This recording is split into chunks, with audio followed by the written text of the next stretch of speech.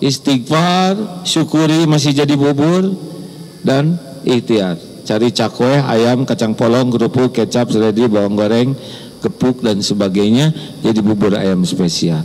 Ini teh ketawa-ketawa teh ngerti nggak hadirin? Hah? Saya khawatir kurang paham.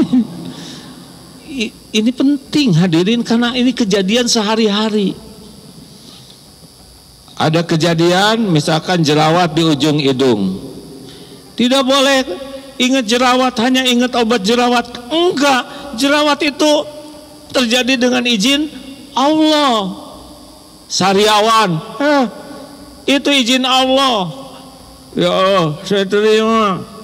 Astagfirullah, saya ngaku jarang baca Quran, ngomong aja astagfirullah ya Allah. Alhamdulillah, untung sejauhannya cuma 5, orang lain 12, alhamdulillah. Lalu barulah diobati. Banyak minum, obati. Apa syariatnya? Doa. Hai teman-teman, saya udah sembuh, kenapa saya belum sembuh? Terus aja istighfar. Ada waktunya. Dosa mulut ini mungkin ditebusnya dengan sariawan. Kenapa jadi lihat saya kayak gitu? Coba saya nanya, Bu, Ibu, suami pulang kantor misalkan negur ibu, marah-marah, apa yang ibu lakukan? 1, marah lagi. Gagal. Belum juga semenit. Astagfirullah. Ini pakai SOP-nya. Tenang ya, tidak boleh emosi. Bu, jangan suami itu kaum saya. Anak di rumah, anak menjengkelkan. Di sekolahnya dipanggil ibu bapaknya karena anaknya bermasalah. Apa yang ibu lakukan? SOP-nya 1, salah. 1, ridho. Terima dulu ketika dapat, ya Allah ini ujian. Benar? At-Taghabun ayat 11. Ma asaba min musibatin illa biiznillah. Tidak ada satupun musibah yang menimpa kecuali dengan izin Allah. Wa may yu'min billah yahdi qalbah. At-Taghabun ayat 11. Ya Allah, inna lillahi wa inna ilaihi rajiun. Anak ini ngasih contekan ke sekelas. Astagfirullah ya Allah, saya dipanggil, saya terima ujian ini ya Allah. Yang kedua, istighfar. Saya ngaku ya Allah, ini karena dosa saya. Saya dari SD, SMP, SMA nyontek terus. Sekarang nurun. Astagfirullah. Astagfirullah ya Allah. Saya belum jadi orang tua yang baik. Di rumah marah-marah melulu, sibuk aja buka HP terus-terusan. Astagfirullah, kalau ke anak ketemu cuman bisa nyuruh dan melarang. Astagfirullah ya Allah. Anak memang jadi masalah, tapi kita tobat. Yang ketiga apa? Alhamdulillah, anak ini tidak melakukan kejahatan yang lebih buruk lagi. Anaknya masih bisa dinasehati, itu juga syukuri. Lalu barulah ikhtiar, datang ke guru, minta maaf, ngaku, perbaiki sholatnya, perbaiki doanya.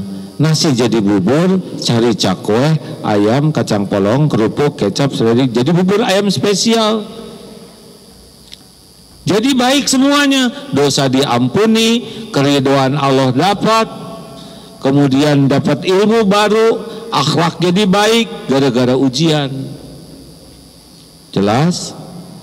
Cik sekarang lelaki nih, Pak, misal bapak dicurigai oleh istri karena memang mencurigakan, padahal bapak enggak. di kantor dicurigai, "Pak, Bapak punya lagi yang baru ya?" "Enggak, ini kok ini buat siapa?" "Enggak Bu." "Gimana?" "Satu, Bapak dicurigai istri." "Satu." "Ridho." Gimana coba ngomong ridhonya? Ya Allah, innalillahi wa inna ilaihi rajiun. Saya dicurigai ya Allah, padahal Engkau tahu saya nggak gitu-gitu amat, dikit lah. Astagfirullah. Yang kedua istighfar. Astagfirullah, saya ngaku ya Allah, di kantor saya sering ngelihat karyawati yang lain. Astagfirullah, nggak usah disebutin ke istri, nggak ada gunanya ya. Kalau Allah nutupi, jangan dibuka. Astagfirullah ya Allah, saya suka lihat di HP banyak wanita lain yang saya lihat, ya artis segala iklan, padahal tidak halal. Astagfirullah, astagfirullah, astagfirullah. Jadi istri marah, istri curiga, kita sibuk dengan istighfar. Karena sangat boleh jadi, kan Allah tahu saya nggak selingkuh, nggak apa-apa. Memang selingkuhnya enggak, tapi pendekatan ke arah selingkuh udah jalan, dan Allah melihat. Emang Allah tidak melihat ketika kita lihat HP? Jawab. Ke masjid soleh mojok, giliran Bismillahirrahmanirrahim skip, giliran ayat Quran di skip, giliran yang error dilihat. Itu pasti dilihat Allah dan akan balik ke kita jadi musibah tuh kalau tidak ditobatin. Ridho, istighfar. Yang ketiga, alhamdulillah cuma 2 jam ngomelnya.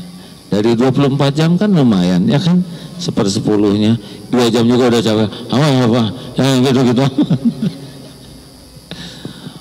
Lihat kebaikannya. Gara-gara kita ditegur, kita jadi tobat, benar? Tapi istri saya ngancam pengen dipulangin. Tenang, ada Allah yang ngebulak-balik hati. Ya Rob, istri saya mau pulang, ampuni saya ya Allah. Hanya Engkau yang kuasa membulak-balik, hanya Engkau yang kuasa melembutkan hati. Ampuni saya ngaku ya Allah, saya di kantor banyak dosa, di jalan juga banyak dosa. Astagfirullah. Allah suka tidak dengan begitu? Tapi kalau mau sholat tobat harus asli. Karena ada saya lihat tuh ya, dia sholat terus, istrinya udah bawa katel, Allahu Akbar, tungguin lagi oleh istrinya. Assalamualaikum, Pak ini HP, Allahu Akbar. Itu main-main ya, tidak boleh sholat dijadikan permainan ya. Udah doa ya Allah, hanya Engkau yang kuasa membulak-balik hati. Kalau tobatnya sungguh-sungguh dan Allah tahu kita nyesel, kita minta ampun, tidak sulit bagi Allah membulak-balik hati siapapun juga. Barulah sesudah itu kita syukuri bahwa masih banyak yang kita syukuri, benar? Dan perbaiki. Ikhtiar. Begitu ciri orang beriman ngadepin masalah tuh enggak dengan marah-marah, tidak dengan sibuk bela diri kalau memang salah ya, tapi sibuk dengan ridho, tobat, syukur, sempurnakan ikhtiar. Jelas hadirin? Enak tidak begitu? Enak, enggak ribet. Karena urusan itu selesai tidak selesai itu Allah yang mengurus. Kalau tidak ditolong oleh Allah terus tapi kalau ditolong oleh Allah ya beres. Makanya ngadepin masalah tuh bersikaplah supaya Allah suka kepada kita. Nggak bisa selesai oleh kita, enggak. Kalau ingin solusi terbaik, kita harus bersikap apa yang Allah sukai, nanti Allah yang menyelesaikan masalah. 2. Pertanyaannya, gimana nih Waktu bisa menguatkan iman. Maaf, ceramah ini manfaat tidak? Bisa menguatkan iman tidak? Ya berarti harus rajin dengar ceramah. Kalau kurang ilmu tidak bisa. Bagaimana supaya imannya menguat? Waktu harus pakai banyak belajar agama, tidak boleh sisa waktu. Yang kedua, ilmu yang diberikan, kalau itu kebenaran, amalkan, itu penguat iman. Karena banyak orang yang cari ilmu, semangat nyari ilmu, tapi semangat mengamalkannya tidak sebanyak semangat mencari ilmu. Ini benar. Ada mikrofon kah? Boleh? Pak, ini Bapak saya lihat semangat sekali ngangguk-ngangguk ya. Pak, boleh diberikan? Boleh kita berkenalan dulu Pak? Baik, terima kasih ya. Bapak dari mana? Saya lihat dari tadi ya. Izin, assalamualaikum warahmatullahi wabarakatuh. Waalaikumsalam warahmatullahi wabarakatuh. Saya asli Bandung sebetulnya. Saat ini hijrah di Depok. Terus ke sini, kenapa? Ya saya ke sini insya Allah ingin menimba ilmu kebetulan dengan istri dan anak saya. Dan alhamdulillah ini kemarin di tanggal 6 kemarin Ananda masuk di Baitul Quran dan ketemu A juga. Oh, berarti kemarin ketemu waktu Anerima ya? Betul lah, terima kasih ya. Bagus. Ini bagus ya. Karena enak aja nitipin anak ke pesantren. Kalau ibu bapaknya nggak belajar, Allah yang menyolehkan, kan gitu kan? Betul Pak. Oh benar. Insya Allah ya. Amin, mohon doanya. Tunggu dulu, belum selesai Pak. Apa yang akan Bapak amalkan sesudah mendengar ceramah ini? 3 aja.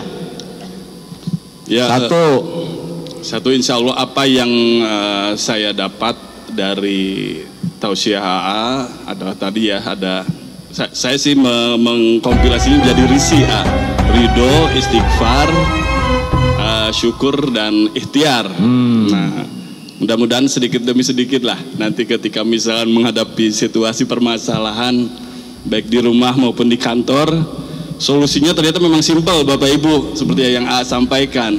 Catat istri ya. Nih, ada istrinya. Ya, itu saja sih barangkali. Bagus. Jadi kalau ada apa-apa ridho, amin. Istighfar, amin. Syukuri, amin. Sempurnakan ikhtiar. Amin. Pegang aja itu Pak. Siap insya Allah. Bismillah ya. Bismillah. Alhamdulillah. Kenapa nitip anak ke Darut Tauhid? Capek ya. Aduh sudon Pak, maaf Pak, astagfirullah. Taufik Allah.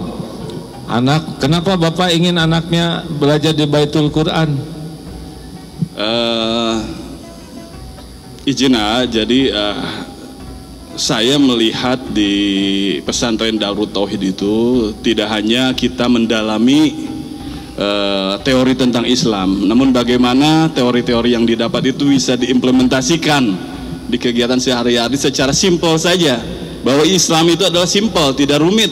Ini yang kami sekeluarga melihat di Darut Tauhid itu tidak hanya belajar mengenai teori-teori Islam secara mendalam, tetapi juga membangun kepribadian dan karakter generasi Islam ke depan. Itu aja.